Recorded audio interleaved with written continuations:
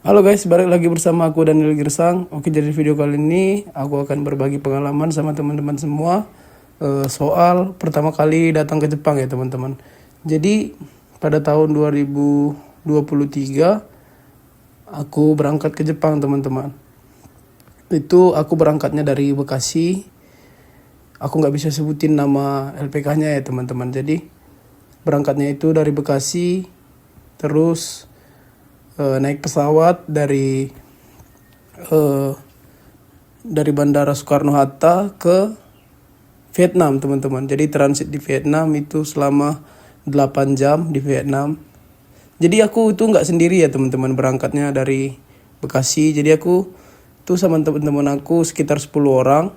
Kami berangkat dari Indonesia, jadi kami transit di Vietnam teman-teman. Jadi selama 8 jam di sana. Dan untungnya kami itu bawa bekal, bawa jajan-jajanan dari Indonesia. Jadi kami nggak kesusahan gitu waktu di Vietnam teman-teman. Terus dari Vietnamnya kami berangkat malam ke Jepang ya teman-teman. Jadi pindah pesawat, naik pesawat yang lebih besar, terus ke Bandara Kansai teman-teman. Kansai Airport ya. Terus habis itu setelah kami sampai di Kansai itu kami udah ditungguin oleh orang Kumiai-nya teman-teman. Jadi ada orang Kumiai yang khusus untuk menjemput para pemagang gitu. Jadi kami ketika sampai di sana, jadi kami laporin ke Saco LPK yang di Bekasi kalau kami udah sampai di bandara kayak gitu. Terus dia kabarin orang Kumiai terus buat jemput kami di bandara teman-teman. Terus kami turun dari lantai 2 ke lantai 1 dan orang Kumiai-nya udah nunggu di bawah. Jadi kami dijemput pakai mobil. Itu orang Vietnam teman-teman, orang Kumiai-nya ya. Jadi mereka punya mobil di Jepang. Terus kami naik mobilnya. Sebagian ada yang naik taksi karena nggak muat. Sebagian juga ada yang naik Densa. Kebetulan aku naik Densa ya sama orang Kumiai itu. Kami ada 3 orang naik Densa, naik kereta api ya teman-teman. Itu dari bandara sampai ke Osaka teman-teman, ke selatan ya, Osaka selatan, bagian selatan teman-teman. Terus ketika sampai di Senta, di Gakko, kan waktu sampai di Jepangnya kan nggak langsung kerja nih.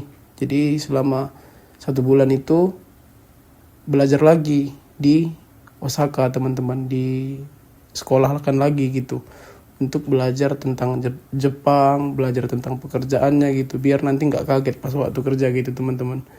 Terus habis itu kami sampai di Gakko, di sekolah.